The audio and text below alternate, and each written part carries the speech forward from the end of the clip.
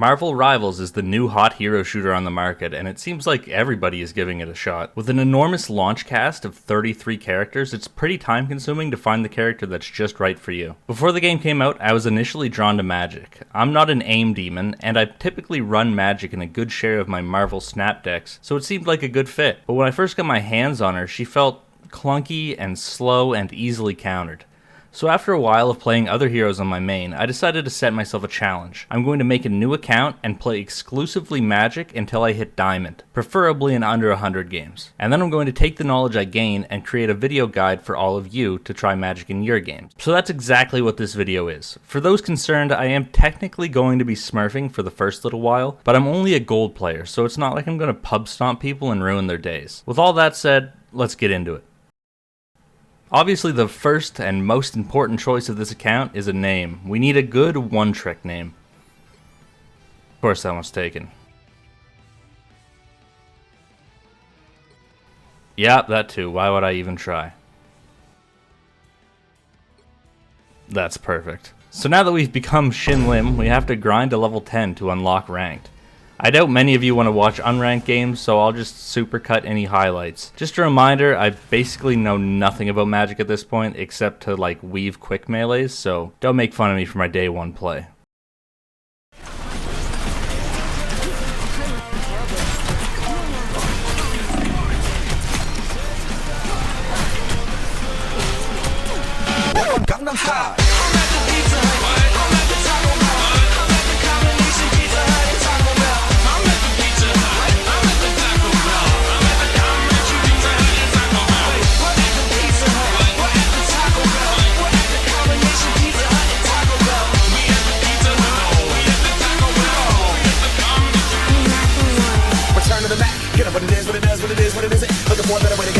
Getting on the internet and checking it and hitting it up. Fresh out, start walking, a little bit of humble, a little bit of cautious, somewhere between like Rocky and Cosby's for the game. Okay, show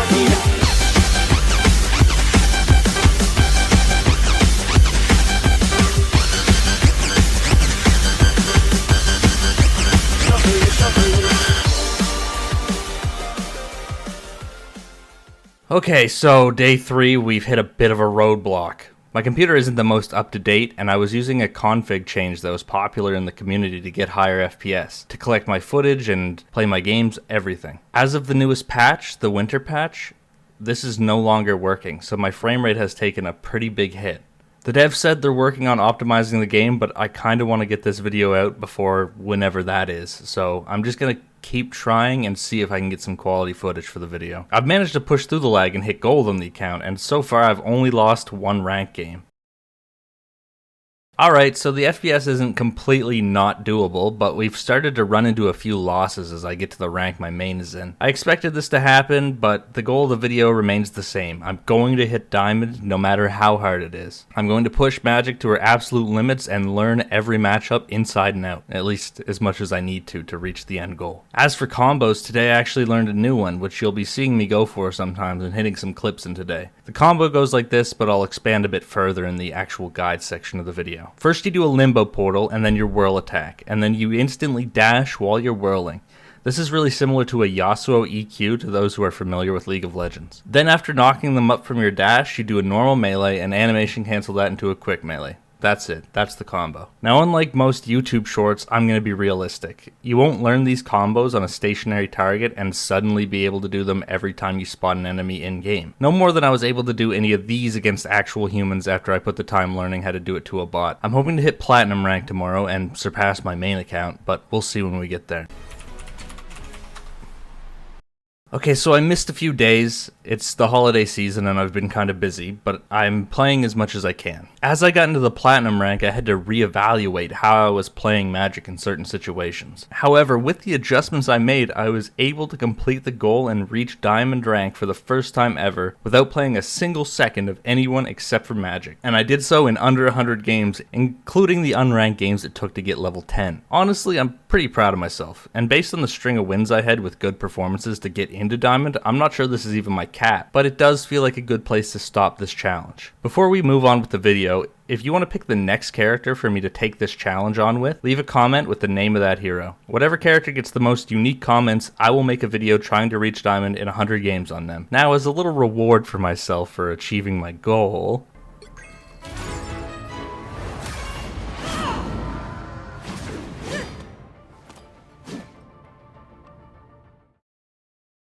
alright, now I've spent the time learning the character for myself and pushing her to her limit by playing her in every single situation. I think I'm qualified to give a bit of a guide.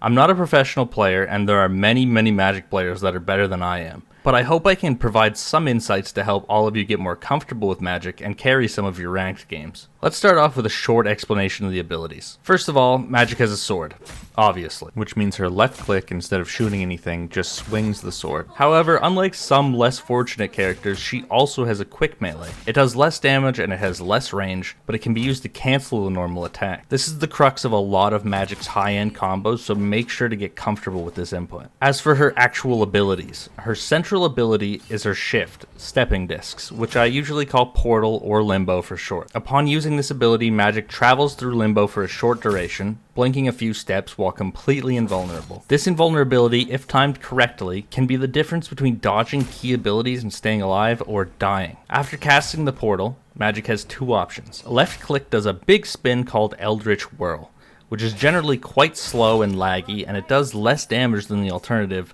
but it does have a use case that I'll mention later. The other option, the right click, summons a little demon pal that scratches the air in front of him for a surprisingly huge amount of damage. It's important to note that the range of this guy is actually really big, not just horizontally but vertically, and faces the direction you cast it from. He can be used very effectively to hold doors or pump out massive damage to anyone who gets near the payload in a big overtime fight, and his damage penetrates the shields of Strange and Magneto. So while I typically default to using the Demon Pal, there is a use for the whirl. That is comboing it into our next ability, the uppercut. Magik dashes forward and launches her target into the air. This ability is a big part of what drew me to Magik, as she almost feels like a fighting game character, and this is your bread and butter combo tool. It combos so well with the whirl because if you dash right as you begin to whirl, the damage of the two abilities will overlap and cause your burst to be a wink higher, which can be the difference between a clean one-shot and someone getting healed and killing you. The dash portion of this ability is also your most reliable escape tool in the neutral game.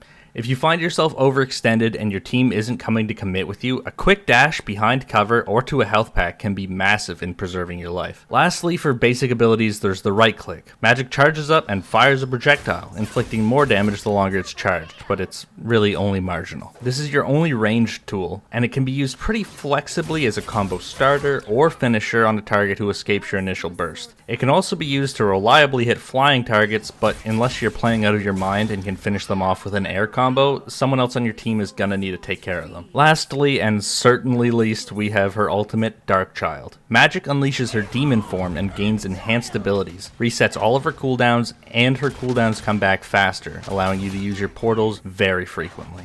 This ultimate does not have invincibility frames on startup, and also has an ending animation that stops you from doing anything. The benefits you gain are nice, and your range is greatly increased, as is your survivability from spamming your limbo portals, but it doesn't necessarily increase your one-shot capability. I found a few uses for this ult though, and I'll expand on that in a little bit. She also has a passive, which converts some of the damage you do back to a shield for yourself. Let's start off by talking about her playstyle. Magik is an extremely flexible character, being able to competently fill the role of both a backline one-shotting assassin and also like a makeshift frontline off-tank. What separates a good Magik from a great Magik is the ability to seamlessly transition between these two playstyles and match the tempo of the game. And this is a skill that, even being in Diamond, I haven't even scratched the surface of yet. With her demons and her basic attacks going through shields, she is one of the best characters in the game at bullying tanks on their way in, especially Doctor Strange. But possibly the most important lesson I can give you when it comes to mastering Magik is knowing your limits. When you're having a good game and you're hitting all of your combos, it's easy to kill 2 or 3 enemies and think you're unstoppable and push forward. But all it takes is one good shot from Hawkeye and you die and your team loses point for it. You need to be able to control yourself and make the most out of your life more than anything. Back to how to utilize Dark Child in a game. If the enemy healers have no defensive ults and your team engages with you, it's possible for you to pump out a lot of damage and even team wipe in this ultimate. But it's just as likely that you press it and die before you get a single swing out. I found the best uses of this ultimate to be 1. A distraction. If you pop your ult and engage on their healers, in most games, even in the lower ranks, the entire enemy team is going to turn and look at you. If you can avoid their fire with good usages of your portals and dashes, it gives your team a lot of room to come in and do whatever they want. And 2, stalling. I've had a lot of games where unfortunately there was some sort of staggering going on, and I'm the only one who's able to make it to the payload before it hits a checkpoint. Due to your passive giving you shields for all of the damage you do, and your portals making you invincible, you can very easily enter your ult and stay alive for a very long time on the payload until your team arrives to help. And you may die before they get there, but you still bought a lot of time. Now when you're doing this, you need to remember that your goal is to stay alive for as long as possible. Nothing else. Don't get greedy for kills, just use your portals and dashes to be evasive and you're good. Just doing this alone is going to win you a lot of games where the enemy team would have otherwise pushed all the way to the end of the map. To end off the gameplay section, let's cover some basic combos. Now remember, just learning these combos will not make you a Magic master. You need to learn how to consistently utilize them to generate value for your team. Combo 1 is the basic combo. Right click an enemy, dash towards them, auto attack them in the air, and cancel it into a quick melee. This is a fairly simple combo that can instantly kill most squishy targets. I recommend you stick with this combo until you get more comfortable with the macro game of playing Magic. Combo number 2 is the flashy one-shot. Now this combo is flashy, but it's also your most effective. I've spoken on it earlier, but it starts with a portal and then a whirl canceled into a dash. Then you follow that up with an auto attack and then a quick melee. You can replace the quick melee with a right click for just a hair more damage, but I rarely do. This combo is important because people get healed up very fast in higher ranks, and you need to be able to kill them before they get that touch of healing. Overall, Magik's versatility is extremely high, and she can be picked and deliver value in almost every game. Over the course of this challenge, I only found myself feeling truly useless 1 or 2 times, and it was about the same amount of games that were lost purely because I was stubbornly sticking to Magik. That leads us into our final part of the video. For the final section of the video, I'm going to make a little matchup guide of when you should pick Magik and when you should probably play something else. This is unscripted and I'm going to be talking as I do this, so bear with me. Alright, Adam Warlock, I think he is generally one of the easier healers for you to deal with. He doesn't have much to get you off him. I wouldn't say it's free, but it's definitely favorable. He also doesn't have an ultimate that stops Darkchild. Black Panther is a tough matchup as he's dashing around and it's hard for you to consistently land your combos when he's doing his combos to you. Black Widow I think I've only seen twice over the entire course of this challenge, but she can't defend herself. She's just a sitting duck. Hulk. Now this is a good one because Hulk is actually getting more popular as time goes on. I would say this is also favorable as you can kind of just box him out, and he does beat you in a raw one-on-one, but playing against a Hulk is one of your best situations when it comes to playing an off-tank role. Similar to Captain America, but I feel like Cap with his shield reducing your damage and therefore you getting less shielding. It's a bit tougher, so I'll just put that in skill matchup. Cloak and Dagger have one of the best escapes, so I can't say they're at the same level as Adam, but they also don't have like a particularly amazing healer ult to stop you, so that's going to go there. Doctor Strange, I'll put it there. It's good to have an enemy Doctor Strange because you get to bully him through his shield. Groot actually I think is one of the worst tanks you can play against. When he locks you down with his ultimate, you can't escape. There's nothing you can't enter limbo, you can't use your dash, you can't do anything. His walls cut off your flank lines. It's not like really bad, like it's not like Black Panther bad, but it definitely goes somewhere in the middle. Hawkeye is really broken, so he's just gonna go here because he can just kill you in one hit and you can spend an entire life spawning, running back to the fight. Hawkeye hits a random log in your head and you're dead. Hela is similar, except her crow is really good at getting away from you. It could go here, but I think I'm going to leave it here. There's only a niche situations that's going to enter the swap territory. Iron Fist beats you in a raw one-on-one, but you can peel him pretty effectively off your healers, so we'll put him in the middle. Iron Man, if it's a good Iron Man and they're running the Hulk team up, it should go in the swap off, because you can't really deal with him. Swap off or team reliant. So this is like, if your team isn't dealing with it, you need to deal with it, and you can't as Magik, so you should play someone else. But if you have a really good Punisher on your team, a really good Hela, they can deal with Iron Man, and you can continue to play your own game. Jeff, again, Magik has one of the best times dealing with him when he's in his shift, because it's a massive sword. Most like gun characters struggle to hit the fin as it's moving, but Magik can do alright against it, so that's there. Also, Limbo, like your portal, your stepping discs, are very effective at dodging his ultimate. If you do it right when the ding ding ding happens, you dodge it every time. So I'll put that in favorable, I guess. Loki can survive you easily with his shift, but then you force it out of him and he doesn't have anything to deal with you. But his invis is annoying. One thing that is weighing on my mind when it comes to Loki is that his ultimate, you're not like a target for it because your ultimate is so bad. So I'll put that in favorable, I guess. Luna Snow is bad. That's a bad matchup. She freezes you when you come in. Her ultimate stops you from doing anything. She's just really strong right now. She's obviously one of the 2 best healers. Magik goes in this tier, even though it's a really annoying Ditto. Like most fighting game players will tell you, they don't like playing Dittos, and it's carries true in this game. Magneto, you can hit him through his shield, but you can't hit him through his bubble. His ultimate doesn't disrupt you at all, so that's like a middle tier type deal. Mantis, a really good Mantis is like here, because a really good Mantis I think is potentially the best character in the game.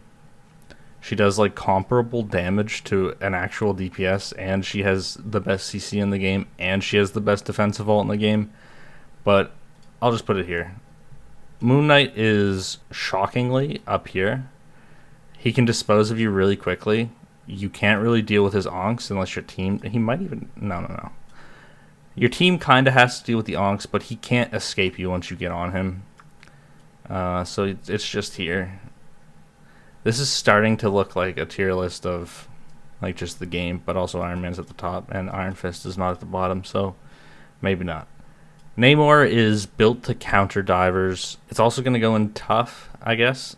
If he's got the team up with Luna, it's definitely in tough. Otherwise, it might go in skill matchup. He's still one-shottable. He has no like defensives. He has his bubble.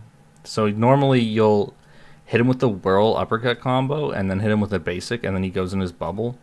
But then he's just like dead to rights when he comes down. Like your team should swarm him. I'll put it in tough just because Luna Snow's everywhere.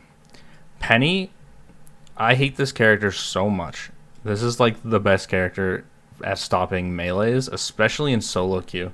So I did this whole challenge without using my mic, which is my fault. That's not anyone's fault but my own.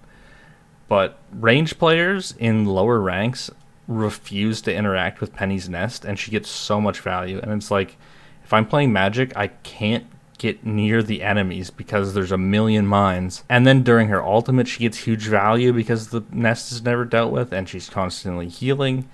Penny is just really, really good at punishing people not knowing what's happening, and as Magik, you can't be the one to deal with it, unfortunately. Like, this is a swap situation for sure if the nest is just consistently staying alive. Psylocke is a skill matchup for sure. Both of you can one-shot each other. It just depends on who does it first. And yours is actually... I would say Magik's one-shot is like significantly easier to land. So there's that. Your Limbo also escapes her ultimate. You have a few good advantages against her. Punisher. Now this one might be a bit controversial. I'm going to put Punisher in free. So the thing is, and I wouldn't do this if it didn't work all the way, but it worked all the way to Diamond. When a Punisher sets up in his turret, if you use your dash to get near him, you don't need to hit him, just get near him. Then use your stepping discs and drop a demon on him, and then maybe do it again if you want to, but you could just finish it with basics. Your little demon pal hits Punisher and his turret at the same time, so you melt him like so quickly. And he can't escape his turret fast enough. He's locked in his own animations that he can't deal with you. He can only kill you before you kill him, and if you move intelligently, that's not going to happen. So Punisher is actually a really, really easy matchup for Magik, and you should hunt them down whenever you can. All right, next up we have Rocket Raccoon. Rocket might be... he might actually go above these two. Luna and Mantis have really good ultimates, but those ultimates are just like generally good. Like if you have like a Star-Lord on your team, they're going to use their ultimate for Star-Lord, not you. But Rocket can almost always get out of your combos and find a safe place. And he finds a safe place and he climbs walls and he's healing himself, and it's really, really hard to one-shot him through all of the things he can do to survive. He's not really as good as the other two, but since this is just a Magik matchup, I would say, yeah, he's definitely the worst healer to have to deal with, and probably the one that's going to escape your combos the most often. Scarlet Witch doesn't have the damage to deal with you, but her shift easily gets her out of your one-shot, so... Spider-Man can also one-combo you, but yours is better, yours is more reliable. I think he also needs Venom for his to work on you, and if you damage him equally during it, your overshield stops it. So he's kind of annoying, and you have to like peel for your healers as Magik, which isn't great, but it's definitely not a bad matchup. It's fine. Squirrel Girl, I thought this was really easy, but as I got higher ranks, like high platinum, there's a lot of Squirrel Girl one tricks, weirdly. And the way they command space with their acorns makes it really hard for you to like find lines to do what you want to do if you're playing an assassin play style. But if you're playing more frontline, it doesn't really affect you at all. I would say that it goes in the middle tier. It depends on how you play it, but if she snares you, it's the same as Groot. Like, you have no defensives you can press. You just have to swing and hope that your overshield deals with it. Star-Lord, his ultimate is, like, up here, obviously, because you can throw a right-click at him and that's it. But otherwise, he's just, like, one-shot bait, and you can pretty easily predict which way he's going to dash, because most Star-Lords... if they're like strafing right, they're going to dash right. It's basic human psychology, and I assume when you get to a certain rank, they're going to be less predictable than that, but up until Diamond, they're still pretty predictable. So overall, it goes in skill matchup. Storm should be up here, because just like Iron Man, you can't deal with her, but she's really not good. So if you see a Storm player, you can probably stay Magik, and it won't be as big of a problem as Iron Man, because Iron Man will tear through your team if you don't have anyone dealing with them. Storm won't, unless she's using her ultimate. Thor is the only tank that will straight up outbox you and walk away, like, not worse for wear. Like, he's fine. Like, Hulk will beat you in a 1v1 unless he stands in your demons, but he's going to be very low. Thor is, like, full HP. He goes into his Thor mode and you are dusted. So it's pretty rough, but he doesn't like shut you down overall, and he's not great at peeling for his backline, so maybe it goes like here. But just keep in mind that Thor can beat you in a 1v1, and it's like not close.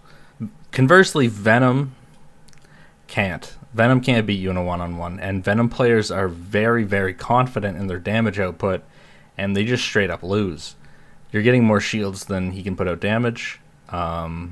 If he dives your backline, you can just peel him off pretty easily, force him to use his abilities. If you can catch him swinging with your uppercut, you can actually interrupt it, and that can just outright win you a game or win you a point. Overall, it's not that bad of a matchup. The worst thing about it is that he makes Penny more annoying and he makes Spider-Man more annoying, but Venom himself is not an issue.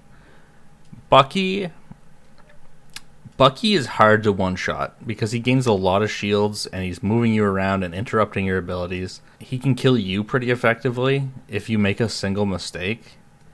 And his ultimate is just like, I guess that's not really a magic related issue, it's just like a balancing related issue, that his ultimate can wipe a team pretty effortlessly. I would say it's a skill matchup generally, but just be wary that he's very capable of surviving anything you're trying to do. Like, he can shield through your one-shot combo. You're going to need to put a little extra mustard on it if you want to kill a Winter Soldier that's paying attention. Wolverine is... obviously, he's like a bad hero. Like, he should be down here. But due to the nature of his damage reduction and his massive shields, he doesn't really care about Magik, and I've not experienced it, but I feel like in a straight duel he will win more times than he'll lose because of his damage reduction and his percentile damage shred or whatever. But there's not very many good Wolverine players. I've seen like 2 on this account. So I'll put it here. His impact isn't like massive, but it should be easy for you to generate more value than the Wolverine player is generating. So just with that, like maybe it goes in favorable. I'm going to give this another once over and make sure that I agree with everything. From the perspective of you generating more value than them, or like them not lessening your value generation in case of like Iron Man and Storm, I think Witch probably goes down here actually, because if she dares to use her ultimate in your line of sight, you can combo her no matter where she is in the air. She doesn't have really much to deal with you. Her damage output is like pitiful on not tanks. But otherwise, yeah, I'd say this is pretty solid. This is pretty much the way I see it. If the Iron Man player isn't super great, he probably goes down here, but like if he knows what he's doing and he has the Hulk team up, he is a menace. So yeah, that pretty much covers it. That's the Magik matchup tier list. You can use this information however you see fit. You can disagree with me if you want in the comments. Maybe Penny isn't that big of a deal and I'm just a Pepega that keeps dashing into her mines, but yeah,